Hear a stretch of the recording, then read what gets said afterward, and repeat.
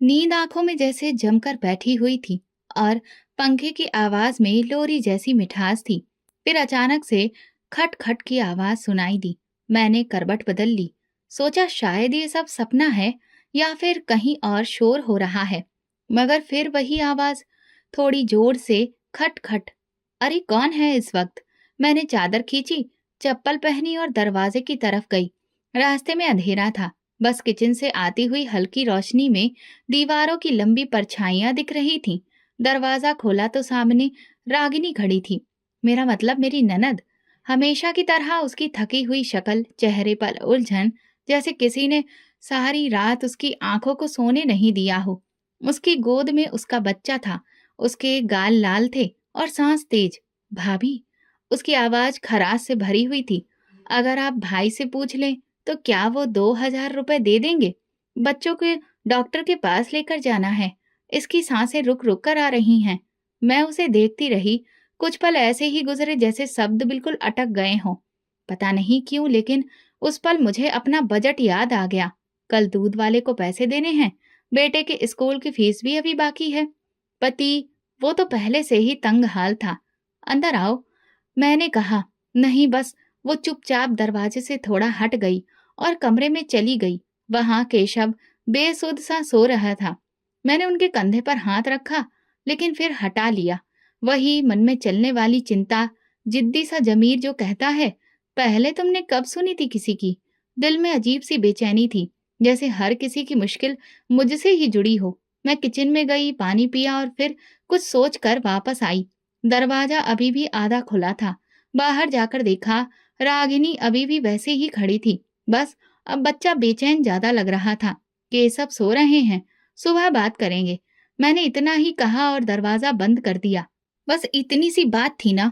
मैं ना चीखी ना उसे दुत्कारा, लेकिन वो पल न जाने क्यों मेरे अंदर उतर गया। जैसे कि दरवाजा बंद करके मैंने दिल का कोई कोना भी बंद कर दिया हो। दरवाजे की चिटकनी चढ़ाते हुए मुझे एक पल को उस बच्चे की आंखें याद आईं, नम, और सांसों की आवाज, तेज तेज सांसें, जैसे हवा के लिए तड़प रही हो। रागिनी की आंखों में गुजारिश नहीं थी, बस आदत थी शायद। जिंदगी की ठोकरों से जूझती हुई वो मदद मांगने में अब शर्माती नहीं थी, क्योंकि वो शर्मिंदा होने की हद से गुजर चुकी थी। मैं वापस अपने बिस्तर पर आ गई, चादर ओढ़ ली, लेकिन नींद जैसे गायब हो गई थी। हर तरफ सन्नाटा था, सिर्फ अंदर का शोर बाकी था। क्या 2,000 रुपए में वो बच्चा ठीक हो जाता? क्या सुबह तक का वक्त होता? मुझे नहीं पता। मैंने सिर्फ एक दरवाजा बंद किया, एक आम सा दरवाजा, मगर अब लगता है जैसे कोई और दरवाजा मेरे लिए बंद हो गया हो। सुबह का सूरज ठंडी रोशनी के साथ उभरा, जैसे इस पूरी कायनात को भी किसी दुख की खबर हो। रंग जरा सा फीका हो गया था। किचन में चाय रखकर मैंने अखबार खोला, पर दिमाग में अजीब सी झुंझलाहट थी, जैसे कोई बेनाम सा एहसास पीछे रह गया हो। फोन की घंटी बजी तो मैं जल्दी से चाय एक तरफ रखकर दौड़ी। उम्मीद थी कि शायद फोन स्कूल से ना हो। बच्चे के कपड़े अभी प्रेस नहीं हुए थे। फोन उठाया तो आवाज रागिनी की सास की थी। उनका वो बेरंग लहजा, जैसे मौत की जानकारी देना भी उनके लिए मामूली बात हो। बच्चा नहीं रहा, बस इतना कहा। इसके अलावा और कोई बात नहीं। मैंने एक पल के लिए आंखें बंद की।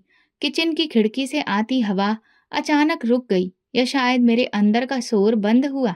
बाहर सड़क पर दूध वाला साइकिल पर घंटी बजाता गुजर गया, जैसे कुछ हुआ ही ना हो। लेकिन मेरे अंदर जैसे कोई तूफान उठकर शांत हो गया। मैंने फोन रख दिया। केशव अभी उठे नहीं थे। मैंने उन्हें जगाने की जरूरत ही महसूस नहीं की। चाय ठंडी हो चुकी थी। अखबार हाथ से फिसल कर गिर गया। मेज पर रखे पैसे नजर आए। 2,000 का नोट, जो कल मैंने बेटे की दवा के लिए निकाल कर रखा था, एकदम आंखों के सामने झिलमिला गया। रागिनी की रात की सूरत नजर आई, आंसुओं से भीगी, परेशान आंखें, गोद में वो कांपता हुआ बच्चा। लेकिन मैंने सिर्फ दरवाजा बंद किया था और कहा था सुबह बात करेंगे। कुछ बुरा भला नहीं कहा, बस बात को टाल दिया। और अब बात खत्म हो चुकी थी। केशव जागे तो मैंने खबर दी। उन्होंने बस धीरे से सिर झुका लिया। उनकी आंखों में कोई खास भाव नहीं था। शायद वो वैसे ही आदमी थे, या शायद हम सब एक जैसे हो चुके थे, बेदर्द।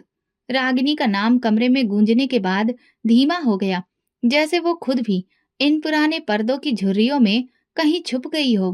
कुछ देर बाद मैंने सफाई करना शुरू कर दी।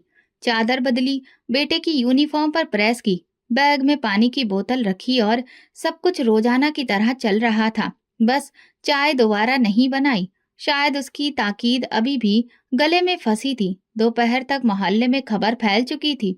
माँ पूछने के लिए आई, रात को कुछ सुनाई दिया था? बेटी आई थी तुम्हारे पास? मैंने सर हिला दिया। उन्होंने चुपके से मेरी तरफ देखा, जैसे कुछ कहना चाहती हूँ, फिर रुक गई। मैंने धीरे से कहा, किस्मत थी, जिसका वक्त आ जाए उसे भला कौन रोक सकता है। ये बात जैसे मैंने खुद को सुनाने के लिए कही हो।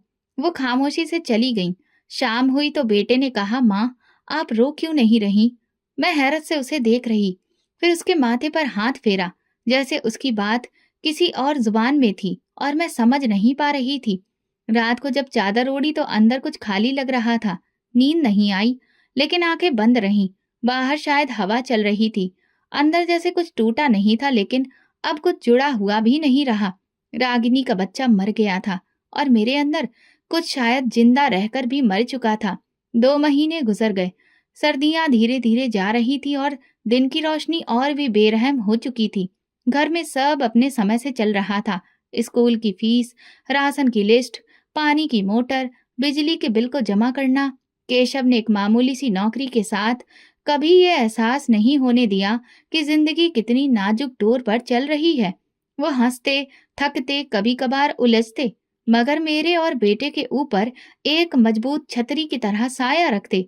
उसी दिन जब वो ऑफिस के लिए निकले, मेन दरवाजे पर खड़े होकर बस इतना कहा, वापस आते हुए आलू लेते आना। वो मुस्कुराए, कुछ बोले नहीं, बस सीढ़ियां उतरते वक्त मुड़कर हाथ लहराया। दोपहर को फोन आया। नंबर अजनबी था और आवाज भी। केशव साहब का एक्सीडेंट हो गया है, उन्हें पास के अस्पताल ले जाया गया है, हालत नाजुक है। एक पल के लिए ऐसा लगा जैसे आवाज सुनाई तो दी हो, मगर दिमाग उसे समझ नहीं पा रहा हो। मैंने तुरंत बेटे को पड़ोसन के हवाले किया, रिक्शा लिया और अस्पताल पहुंची। इमरजेंसी वार्ड के बाहर का नजारा अब भी आंखों में जमा है। खूनी चादर, आधे खुले दरवाजे से आती दवा की महक और वो सफेद रोशनी जो आंखों में चुभ रही थी। डॉक्टर ने बताया, सर पर गंभीर चोट आई है, अभी कुछ कह नहीं सकते। केशव एक नाजुक सांस की डोर से जुड़े मशीनों के सहारे बेजान लेटे थे। मैंने उनकी उंगली पकड़ी, वही उंगली जो कभी मेरे हाथ पर प्यार से थपकी देती थी। अब वो बेजान थी। घर वापस आकर मुझे लगा जैसे किसी ने जिंदगी के पैरों तले से जमीन खींच ली हो। बेटा हर आती जाती आवाज पर चौंक उठता, पापा आ गए? मैं उसे सीने से लगा लेती, बिना कुछ कहे। रिश्तेदार पड़ोसी सब आए, अफसोस जताया, राय दी और चले गए।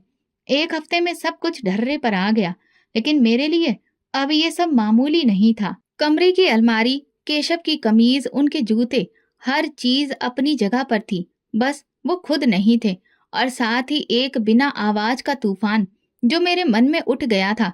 अब फैसला मेरा था। दवा के पैसे, स्कूल की फीस, अस्पताल की रिपोर्ट्स, सब कुछ मेरे हाथ में आ गया था। लोग कहते हैं हिम्मत वाली बनो, भगवान परीक्षा लेता है, लेकिन हिम्मत तो उसी दिन मर गई थी जब केशव के होठों पर मुस्कुराहट की जगह खामोशी को देखा। एक शाम बेटे ने पूछा, माँ पापा कब वापस आएंगे? मैं चूल्हे पर चाय चढ़ाते हुए बोली, भगवान से प्रार्थना करो वो जल्दी आए, वो तुम्हारी जरूर सुनेंगे। लेकिन दिल के किसी कोने में मुझे पता था, अब वो वक्त, वो शहर, वो सुकून वापस नहीं आएगा। कमरे में केशव की तरफ का तकिया वैसा ही रखा रहता। कभी कभार मैं उस पर हाथ रखकर लेट जाती, शायद उनकी खुशबू अभी मौजूद थी। जिंदगी अब एक हिसाब किताब बन गई थी। हर दिन एक नया सवाल, हर रात एक नया डर। केशव चुप थे, लेकिन उनकी गैर मौजूदगी हर चीज पर बोलने लगी थी। खाने के जायके से लेकर बिजली के बिल तक। मैं अब सिर्फ एक माँ नहीं थी, पत्नी नहीं थी, मैं खुद को संभालती एक साया थी जो सुबह से रात तक घर के ख्वाबों को गिरने से रोक रही थी।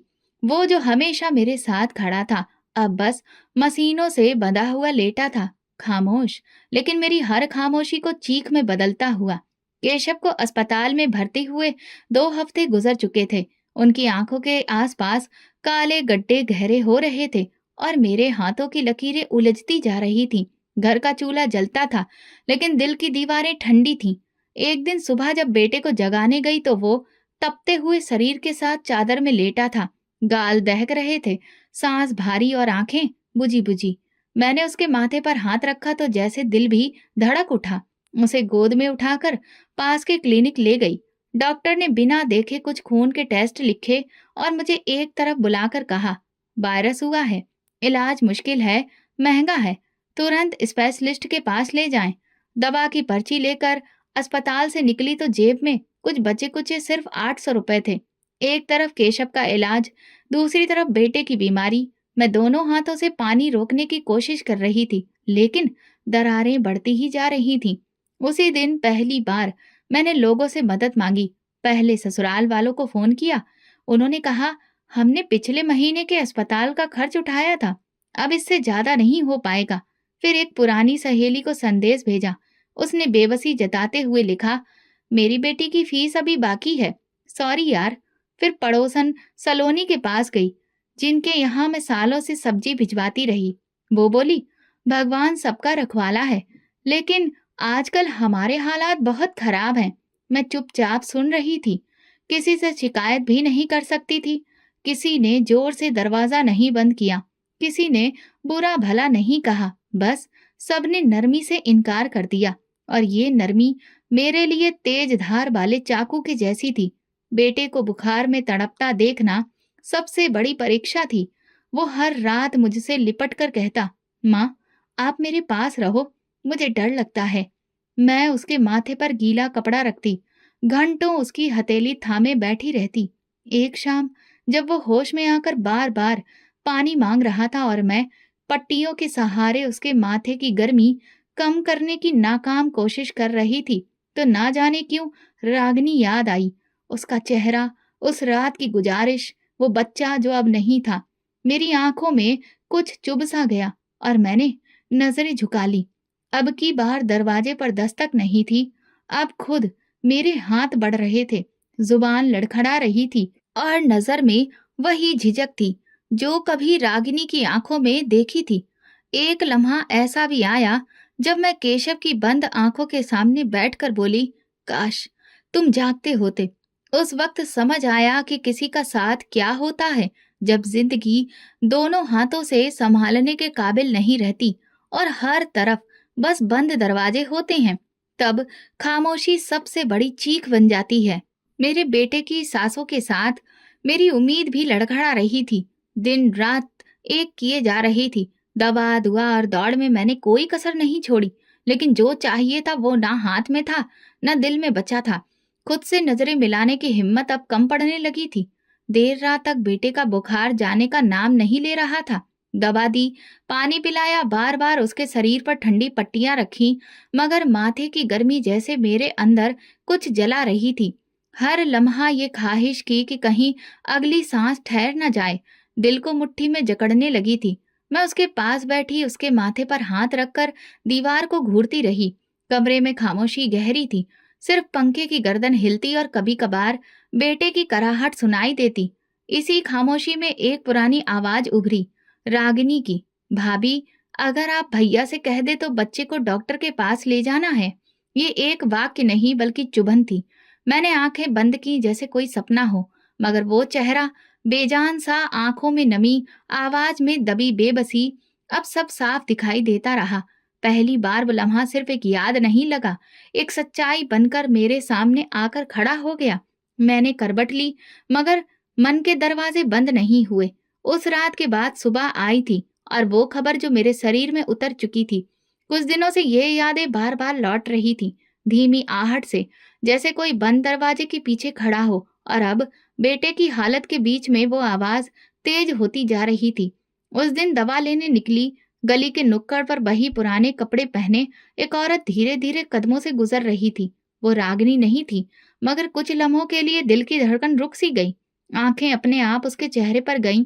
मैं रो के वापस आकर बेटे के पास बैठ गई। दिल पर अजीब सा बोझ था, कुछ कहे बिना आंखें नम हो गईं। मैंने माथे पर हाथ रखा, लेकिन बुखार की गर्मी से ज्यादा अंदर की तपिश ने हरा दिया था। दोपहर को जब बेटा कुछ देर सोया, मैं केशव के कमरे में जा बैठी। वो अब भी वैसे ही लेटे थे, जैसे वक्त के साथ उनका रिश्ता टूट चुका हो। मैंने उनका हाथ थामा, मगर कुछ महसूस नहीं हुआ। उनके पास बैठे बैठे दिल जैसे बोझ तले दबता गया। वो वक्त, वो मौका, वो दरवाजा मैं क्यों नहीं खोला? क्यों रागिनी को वापस जाने दिया?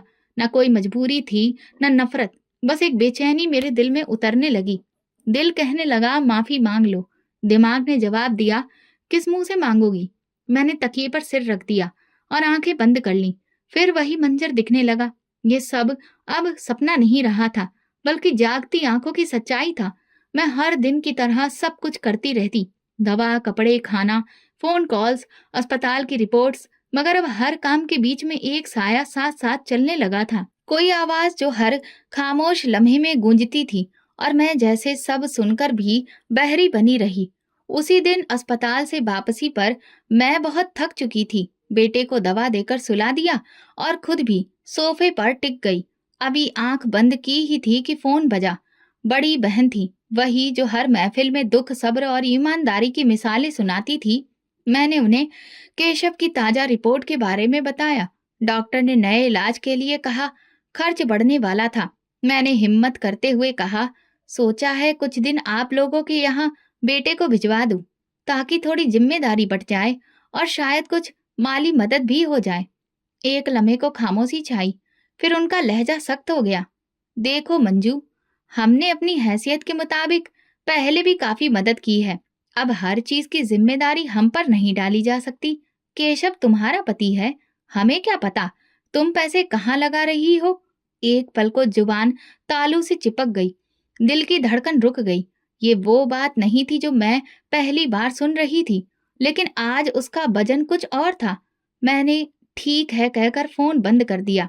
बेटे के कमरे में झांका, वो चादर में दुबका था, सांस अभी तेज थी। सुबह होते ही मैं केशव के माँ बाप के पास गई। दिल में थोड़ी सी उम्मीद बाकी थी। सास ने मेरे चेहरे पर नजर डाली और पहले ही बोल पड़ी, मंजू, हमने पहले इलाज का खर्च उठाया, दवाई भी भेजी, अब हर महीने तुम यही कहोगी। हमने अपना फर्ज निभा लिया है, अब तुम खुद देखो। मैं चुप रही, आंखें झुकी, कुछ भी कहने को नहीं बचा था। वापसी पर रिक्शे में बैठी तो रास्ता अजीब लगा। वे दरो दीवारें, जिन पर कभी खुशियों के रंग चढ़े थे, अब वो मिट्टी के ढेर लग रहे थे। हवा भी जैसे अजीब सी थी। घर आकर दरवाजा बंद किया और कुछ देर शून्य में खड़ी रही। फिर किचन की तरफ बढ़ी, चाय का पानी चढ़ाया, लेकिन चूल्हा जलाने की आवाज आज खाली सी लगी। बैठे बैठे अतीत की यादें फिल्म के पर्दों की तरह आंखों में चलने लगी। रागिनी का बच्चा, उसकी आवाज, ससुराल वालों की खामोशी, मेरा बंद होता दरवाजा। उन लोगों ने तब भी यही कहा था कि हमने फर्ज निभाया है, और मैंने भी तो यही सोचा था। ये मेरी जिम्मेदारी नहीं। मेरे अंदर कुछ बैठ गया था, जैसे जमीर एक पुरानी जख्मी पगडंडी पर वापस जा रहा हो। अब जो कुछ भी मेरे साथ हो रहा था, वो कहीं सुना सुनाया लगने लगा था। बस दर्द, परेशानी, इनकार, ये सारे किरदार बदल चुके थे। उसी रात केशव के बिस्तर के पास बैठकर मैंने उनके माथे पर हाथ फेरा। तुम जागे हुए होते तो शायद कुछ कह सकते, शायद मुझे थाम लेते। उनकी खामोशी मुझे काटने लगी। अब ये वही शोर था जो किसी वक्त रागिनी के मन में था, लेकिन आज मेरे मन में है। शायद वो भी ऐसे ही बैठी होगी, किसी मदद के इंतजार में, किसी उम्मीद के सहारे, किसी रिश्ते के पास जाकर खाली हाथ वापस आने के बाद। मैं अब समझने लगी थी कि नरमी से इनकार साफ लहजे में मना करने से भी ज्यादा भयानक होता है।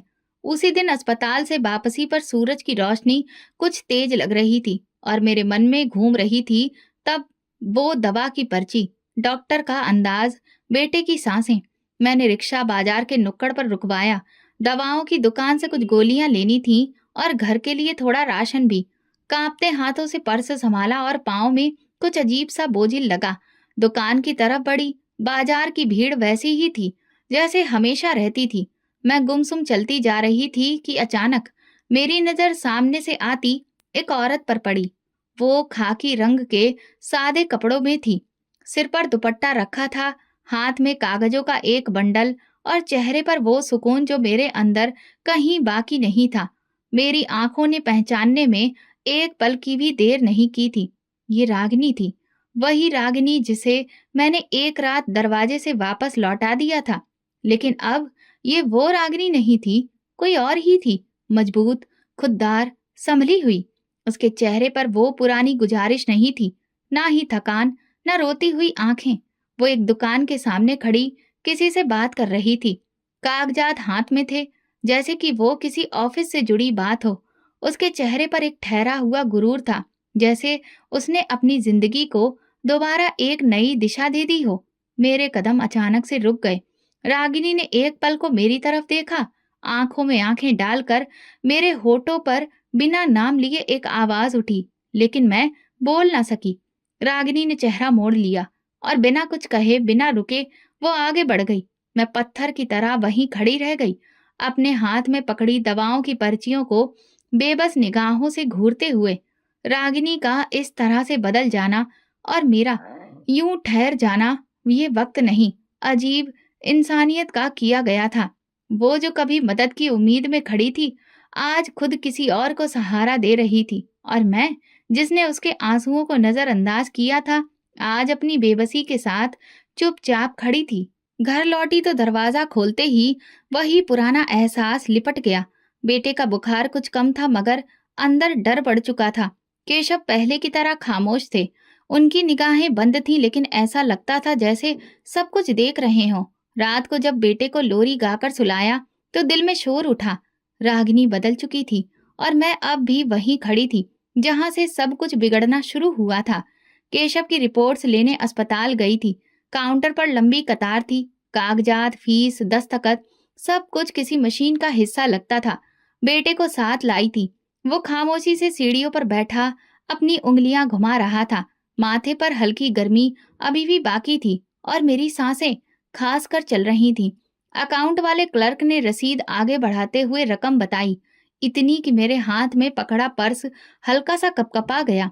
मैंने हिचकिचाते हुए कहा, आज तो ये पैसे जमा नहीं कर पाऊंगी, कल तक कर दूंगी, शायद कुछ उधार मिल जाए। उस क्लर्क ने बिना हमदर्दी के फाइल बंद की और बोला, तो फिर कल आइएगा, आज कुछ नहीं हो सकता। बेटे का हाथ पकड़ा और बाहर अस्पताल के मेन गेट के पास बेंच पर बैठ गई। आसमान में बादल नहीं थे, लेकिन मेरे अंदर एक धुंध थी। बचपन से सुनते आई थी कि भगवान हर मुश्किल वक्त में कोई रास्ता निकालते हैं, लेकिन अब ऐसा लगने लगा था जैसे मेरे लिए ये दरवाजे नहीं, सिर्फ दीवारें रह गई हैं। तभी किसी ने आकर मेरे सामने एक सफेद लिफाफा रखा। मैं चौंक कर सीधी हुई। एक औरत खड़ी थी। उम्र का अंदाजा लगाया नहीं जा सकता था। ना तो वो बहुत बड़ी थी, ना कम उम्र। सादे से कपड़े थे, साफ सुथरे, और चेहरे पर एक अजीब सी ठहरी हुई मुस्कुराहट। मैंने उलझकर उसकी तरफ देखा। ये क्या है? उसने बहुत नरमी से कहा, कभी किसी की मदद को शुक्रिया अदा करो, सवाल मत करो। मेरे होंठ सिल से गए। उसे कुछ पूछने की कोशिश की, मगर वो चुपचाप मुड़ी और गेट के बाहर भीड़ में खो गई। मैं देर तक यकीन नहीं कर पाई। लिफाफा खोला, अंदर 10,000 रुपए थे। मेरे हाथ कांपने लगे। मैंने तुरंत हड़बड़ाकर आसपास देखा। शायद वो औरत कहीं हो, मगर वो तो गायब हो चुकी थी। बेटे को देखा, वो अब भी अपनी उंगलियों से खेल रहा था, जैसे कि कुछ बदला ही ना हो। मैं वापस काउंटर पर पैसे जमा करने गई, फाइल पर दस्तखत किए और चुपचाप बेटे को गोद में उठाकर अस्पताल से बाहर ई रिक्शा में बैठते हुए दिल में बार बार वही बात गूंज रही थी, कभी किसी की मदद को शुक्रिया अदा करो, सवाल मत करो। घर पहुंचकर दरवाजा खोला। केशव वैसे ही लेटे थे। मैंने उनके पहलू में बैठकर एक पल को आंखें बंद की। रागिनी, वो रात, मेरा दरवाजा बंद करना, वो इनकार, और अब ये अनजान मदद। कभी किसी को लौटा देना कितना आसान लगता है, और कभी एक हाथ बढ़ाना कितनी हिम्मत मांगता है। वो औरत कौन थी? क्यों आई? उसे कैसे पता था कि मैं एक जरूरतमंद हूँ? मैंने उस दिन कुछ भी जानने की कोशिश नहीं की। बस दिल में पहली बार बहुत दिनों के बाद एक हल्की सी शुक्रगुजारी उभरी थी, खामोश, गहरी और मेरे अंदर फैलती हुई। उस दिन घर में खामोशी कुछ और गहरी थी। बेटे का बुखार अब उतर चुका था, मगर कमजोरी आंखों से झांक रही थी। सबकी हालत बिल्कुल वैसी ही थी। मैं हर रोज की तरह अस्पताल, दवा खाने और राशन की लिस्ट के बीच में लटकती रही, मगर दिल में जैसे कुछ और चल रहा था। एक खालीपन जिसमें ढूंढने से कुछ चेहरे उभरने लगे। देर शाम दरवाजे पर दस्तक हुई। पुरानी नौकरानी चंपा खड़ी थी। बरसों पहले जब हमारे हालात कुछ बेहतर थे तो हमारे घर में बर्तन और कपड़े का काम करने आई थी। चेहरे पर वही गरीबी, लेकिन हाँ, थोड़ा सा सलीका अच्छा था। मैंने उसे चाय के लिए पूछा। उसने हंसते हुए कहा, भाभी, वो भला आपके हाथ की चाय कौन छोड़ेगा। हम दोनों आंगन में बैठ गए। उसने बेटे के सिर पर हाथ फेरा, हालचाल पूछा और फिर बातों बातों में बोली, रागिनी दीदी को तो देखा था ना आपने। मेरी नजर चौंक गई। मैं बिना कुछ कहे बस सर हिलाया। चंपा ने धीरे से कहा, वो अब बड़े काम में लग गई हैं। भगवान ने उन्हें बहुत हिम्मत दी है। वो एक एनजीओ चला रही हैं और लोगों की मदद करती हैं। बच्चों के इलाज का सब कुछ संभाल रही हैं। मेरे हाथ में पकड़ा चाय का कप जैसे एक तरफ को डोल गया। इतना कहकर चंपा रुक गई, फिर सिर झुकाकर बोली, बहुत बुरा वक्त गुजारा था उन्होंने, लेकिन उस सदमे ने जैसे उन्हें बदल दिया। एक दिन मोहल्ले की एक औरत का बच्चा बीमार हुआ। अस्पताल तक ले जाने को कोई तैयार नहीं था। रागिनी दीदी ने खुद जाकर दवा करवाई। वो दिन है और आज का दिन। अब तो पूरा एनजीओ ही खोल लिया है, जिसमें मुफ्त इलाज, खाने का बंदोबस्त और औरतों को हुनर का काम सिखाया जाता है। मैं चुपचाप सुनती रही। वही औरतें जिन्हें सब ठुकरा देते हैं, अब उनके पास जाती हैं। चंपा की आवाज में फक्र था, आंखों में वो चमक जो सच के साथ होती है। मैंने अपनी नजरें नीचे कर लीं। पता नहीं, नजरें छत पर फिर टिकाईं तो रागिनी की आवाज और वो सब कुछ फिर से घूमने लगा। लेकिन इस बार वो खामोश पछतावा नहीं, बल्कि किसी और एहसास में ढल रहा था। हैरत और शायद एक छोटा सा फक्र जो बहुत देर से कहीं दिल के कोने में जिंदा था। चंपा ने कहा, लोग कहते हैं भगवान जिसे आजमाता है उसे खास बनाता है। फिर रुककर धीरे से बोली, कभी एनजीओ का नाम सुना है? उम्मीद का घर, ये वही चलाती है। मैं चौंक कर देखने लगी। उम्मीद का घर, यही नाम तो अस्पताल के बाहर बैनर पर लिखा था, जहां से दवा मिली थी, जहां वो अनजान औरत ने लिफाफा पकड़ा था। अब जैसे सब कुछ एक लड़ी में जुड़ने लगा था। रागिनी, उसकी शक्ल पर एक मजबूती, और फिर वो औरत का अचानक आ जाना। वो मदद जो अनजान थी, अब उसका सिरा सामने आने लगा था। रात को जब केशव के पास बैठी तो एक नरमी सी दिल में उतर आई। मैंने उसके हाथ पैर थामे और पहली बार दिल में सुकून महसूस किया। उससे मदद के लिए जो मेरे अपने दरवाजे से लौटा दी गई थी, मगर वक्त ने मुझे नए दरवाजे दिखा दिए थे। सुबह के वक्त उसकी सांस कुछ तेज लगी। मैंने तुरंत माथे पर हाथ रखा। गर्मी हद से ज्यादा, जैसे बुखार शरीर में नहीं आत्मा में उतर आया हो। दवा दी, पानी पिलाया, लेकिन उसकी आंखें धीरे धीरे बंद होने लगीं और शरीर ढीला पड़ने लगा। मैं घबराकर अस्पताल ले गई। इमरजेंसी में लाकर नर्स ने ऑक्सीजन लगाया। डॉक्टर की परेशानी चेहरे पर लिखी थी। मैं दरवाजे के बाहर खड़ी थी। कहाँ पर थी? अंदर मशीनों की आवाजें, उन लोगों की आपस की बातें, दौड़ते हुए कदम और एक छोटा सा वजूद, मेरा बच्चा, जो जिंदगी की दहलीज पर झूल रहा था। कमरे के बाहर दीवार से टेक लगाकर मैं खड़ी रही। सांस इतनी भारी लग रही थी कि खुद को संभालना मुश्किल हो रहा था। एक के बाद एक मंजर आंखों में चमकने लगे। अब तक जो सारी बातें होती आई थीं, वो सब घूमने लगीं। डॉक्टर बाहर निकले। चेहरे पर थकान थी, आवाज में गंभीरता। तबीयत खतरे में है। तुरंत अच्छा ट्रीटमेंट शुरू कर दिया गया है, लेकिन आप प्रार्थना करिए। उनके ये शब्द, प्रार्थना करिए, दिल पर कुछ ऐसा असर कर गए जैसे किसी ने भरी भीड़ में मेरे सर पर मिट्टी डाल दी हो। मेरे पास अब कुछ नहीं बचा था, न हिम्मत, न यकीन। मैं अस्पताल की छत पर चली गई, जहां ठंडी हवा चुभ रही थी। आसमान पर हल्के बादल बदलते। मैं अब तक भगवान से कुछ मांग ही नहीं पाई थी, और न शिकायत की थी, न प्रार्थना की थी। जिंदगी को जैसे खुद ही संभालती रही, और जहां कुछ बिगड़ा वहां मैं पलक झपकाकर रुक गई, मुंह मोड़ लिया। लेकिन आज कुछ समझ ही नहीं आ रहा था। पहली बार शब्द होठों पर आए, सधे, टूटे फूटे, बिखरे हुए। भगवान, मेरे बच्चे को बचा लो। तुम्हें जो करना है मुझे कर दो, लेकिन मेरा बच्चा बहुत छोटा है। अभी तो वो ठीक से दुनिया भी नहीं देख पाया। ये प्रार्थना नहीं बल्कि भीख थी। आंखों से आंसू नहीं बल्कि दिल ही रो रहा था। मुझे अपने गुनाह नजर आने लगे।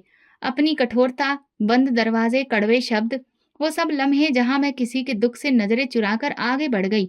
वो बच्चा जो अब इस दुनिया में नहीं रहा, वो बहन जो सब कुछ खोकर भी सबको दे रही थी, और मैं जो अब पहली बार कुछ मांग रही थी। जब नीचे उतरी तो मुझे अपना वजूद हल्का लगा, जैसे एक बहुत भारी बोझ किसी ने बांट लिया हो। मैं बेटे के कमरे में गई। वो बेहोश था, चेहरा सफेद, सांस मशीन के सहारे।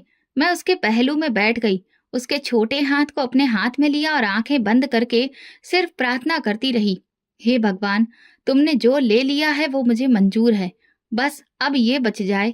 बेटे की हालत कुछ संभली, कमजोरी बाकी थी, मगर सांसें थोड़ी ठीक होने लगी थी। डॉक्टर ने कहा 2 दिन उसे निगरानी में रखने की जरूरत है, और वे दोनों दिन उसकी चारपाई के पास बैठे ही मैंने गुजार दिए, बिना कहीं और गए हुए और बिना किसी का चेहरा देखे। तीसरे दिन अस्पताल का संदेश आया। इधर केशव को भी होश आ गया था। मेरे कदम कांपने लगे, दिल जैसे खुशी और डर के बीच में फंस गया। मैंने इधर बेटे के माथे पर चूम लिया, नर्स को हिदायत दी और सीधा केशव के वार्ड की तरफ भागी। धीरे से दरवाजा खोला, उसकी आंखें खुली थीं। इंसानी, नॉर्मल चेहरे पर वही खामोशी जो अब उसकी पहचान बन चुकी थी। मैं उनके पास बैठी, हाथ थामा। वो मेरी तरफ देख रहे थे, जैसे पहचान रहे हों, याद कर रहे हों। मैंने धीरे से कहा, केशव। डॉक्टर ने पास आकर बोला, उनके दिमाग में गंभीर चोट आई है, होश आ गया है, ये खुशी की बात है, मगर फिलहाल ये कुछ भी बोल नहीं सकेंगे, वक्त लगेगा, फिजियोथेरेपी और देखभाल की जरूरत होगी। मेरे कदमों तले जमीन निकल गई। एक तरफ बेटे की कमजोरी, दूसरी तरफ केशव की खामोशी, और उनके बीच में हर समय फंसी हुई मैं। वार्ड से बाहर निकलकर बेंच पर बैठ गई। चंपा साथ आई थी, पानी का गिलास दिया, मैं चुपचाप पीने लगी। कुछ कहने की हिम्मत नहीं थी, घर के हालात पहले ही नाजुक थे। जमा पूंजी अस्पताल में ही बह गई। बेटे की दवा, अस्पताल के कागजात, घर के किराए की तारीख, सब पास था। बिजली का बिल मेरे हाथ में पकड़ा था। कमरे की दीवारों पर सब कुछ मटमैला लग रहा था। अगले दिन अस्पताल वालों ने कहा, वेंटिलेटर के लिए तुरंत आपको जगह बुक करवानी होगी, खर्च महीने तक चलेगा। मैंने इनकार नहीं किया, बस पर्स को देखा और उसके खालीपन को महसूस किया। फिर वही हुआ जो पिछले कई दिनों से हो रहा था। एक बार फिर किसी के दरवाजे पर जाकर खड़ी हो गई। ससुराल की तरफ कोई जवाब वही पुराना मिला, मंजू, हम कब तक तुम्हारे लिए करें? हमें जितना कर सकते थे हमने कर लिया है। चेहरे पर मायूसी लिए मैं लौटी तो रास्ते में हर चेहरा अजनबी लगा।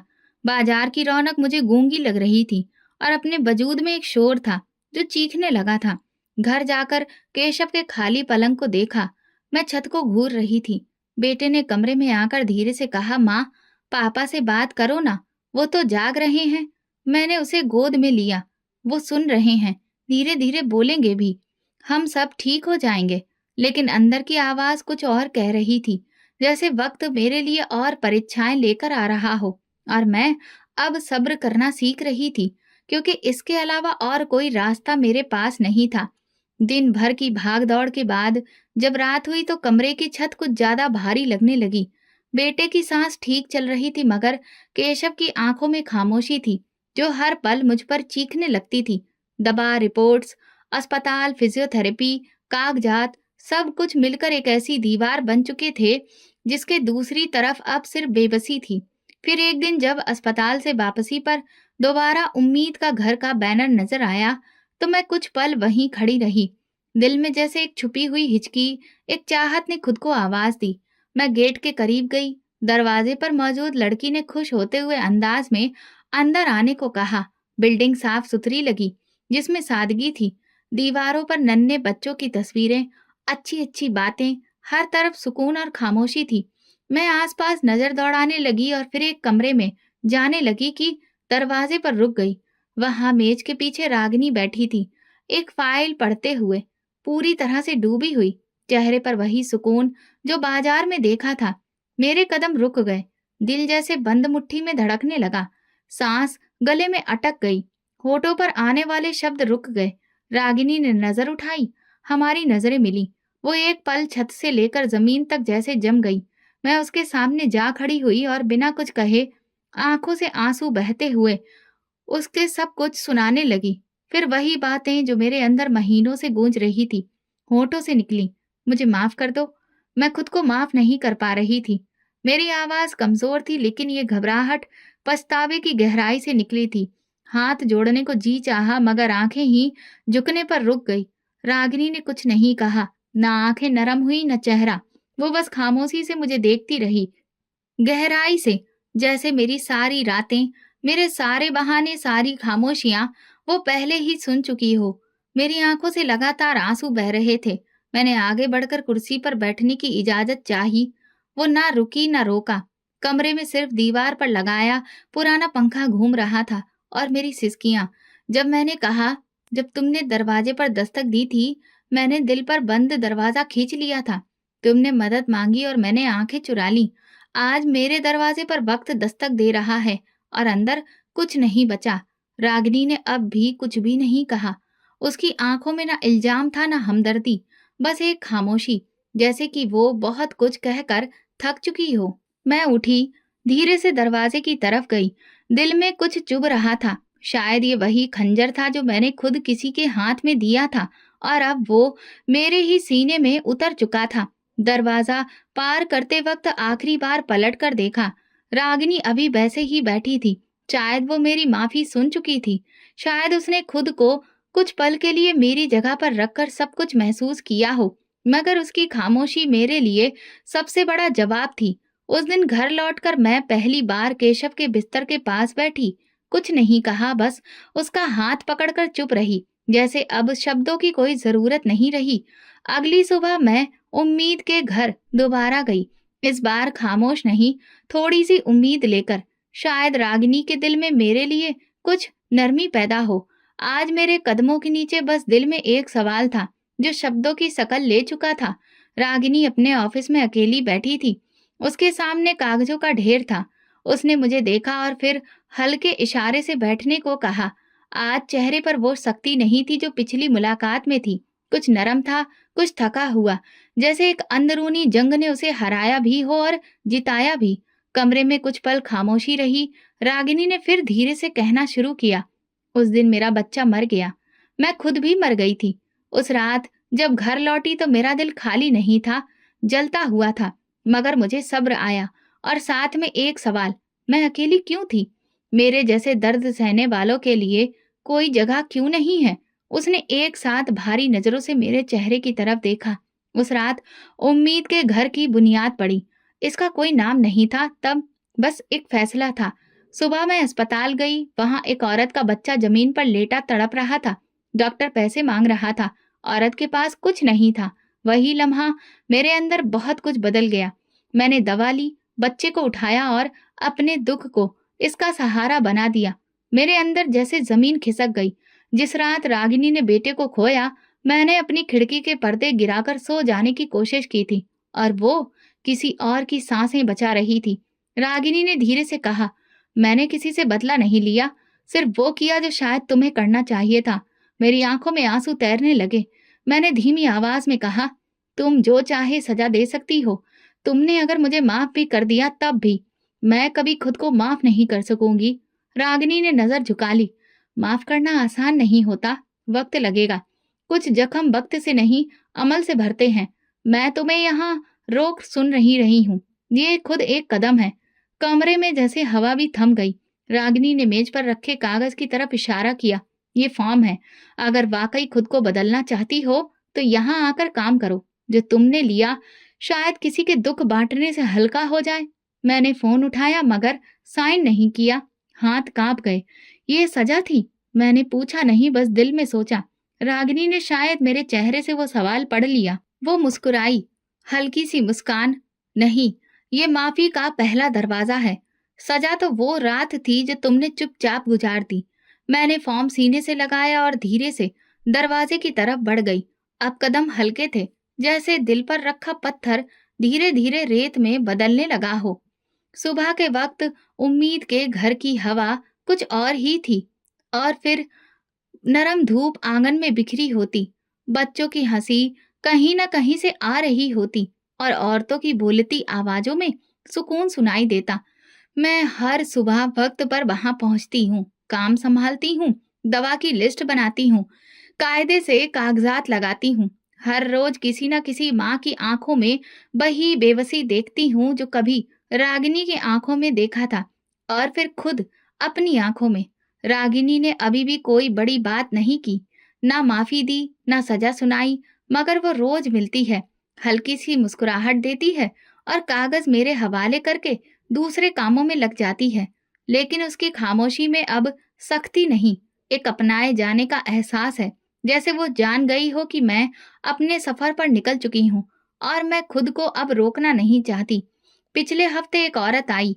वो 7 महीने की प्रेग्नेंट थी, चेहरे पर परेशानी, आंखों में नमी। उसके पति ने उसे छोड़ दिया था, घर वाले भी उससे मुंह मोड़ चुके थे। मैंने उसका हाथ थामा और पहली बार अपने दिल की गहराई से महसूस किया कि शायद यही वो पल है जब मैं कुछ लौटा सकती हूँ, किसी अजनबी के लिए जो कल को मेरे जैसी ना हो जाए। हमने उसका चेकअप करवाया, दवा दिलाई और फिर रहने का बंदोबस्त किया। उसकी आंखों में जब शुक्रगुजारी की झलक उभरी तो मुझे लगा जैसे कहीं अंदर से बरसों पुरानी जमी हुई धूल झड़ रही हो। घर जाकर बेटे को सीने से लगाया। अब उसकी सांसें सही से चल रही थीं, आवाज में भी जोश था और आंखों में रोशनी। केशव अब धीरे धीरे शब्दों को पहचानने लगे हैं। उनकी खामोशी अब सिर्फ बीमारी की नहीं बल्कि बर्दाश्त करने की मिसाल बन चुकी है। वो मेरी आंखों में देखकर सब कुछ समझ जाते हैं, जैसे कह रहे हो, यही वक्त था तुम्हारे बदलने का। शायद इसीलिए मैं खामोश हूँ। कभी कभी रात को मैं उन दरवाजों को याद करती हूँ जो मुझ पर बंद हुए, और वो एक दरवाजा जो मैंने बंद किया था। अब मुझे लगता है वो दरवाजा शायद मैंने रागिनी के लिए नहीं, खुद अपने लिए ही बंद किया था। मैंने अपने गुनाहों की माफी शब्दों में नहीं बल्कि अपने कर्मों में डाल दी थी। मैं जानती हूँ एक जान का बोझ उम्र भर का बोझ मांगता है, और मैं वो उम्र नहीं ला सकती जो चली गई। लेकिन अगर किसी माँ की आह रुक जाए, किसी बच्चे की सांस बच जाए, तो शायद मेरी जमीन कुछ देर चुप रहे। रागिनी अब भी मुझे बस एक हमसफर की तरह देखती है, न कम न ज्यादा। और शायद यही सबसे बड़ी माफी है कि मैं उसके साए में आ चुकी हूँ, उस रास्ते पर जहां हम अपने जख्मों को मरहम बनकर किसी और के दुख पर रख देते हैं। अभी अधूरी मंजिल सही, लेकिन हर दिल की नमी, हर हाथ की थपकी, हर बची हुई सांस मेरे अंदर एक नए दरवाजे की चाबी बन गई है, और अब मैं दरवाजे बंद नहीं करती। तो दोस्तों, अगर आपको हमारी कहानी पसंद आई हो तो कमेंट करके ज़रूर बताएं। वीडियो को लाइक करें और ज़्यादा से ज़्यादा शेयर करें। अगर आप चैनल पर नए हैं तो सब्सक्राइब जरूर करें और नोटिफिकेशन बेल दबाएं ताकि अगली अपडेट सबसे पहले आपको मिले। धन्यवाद।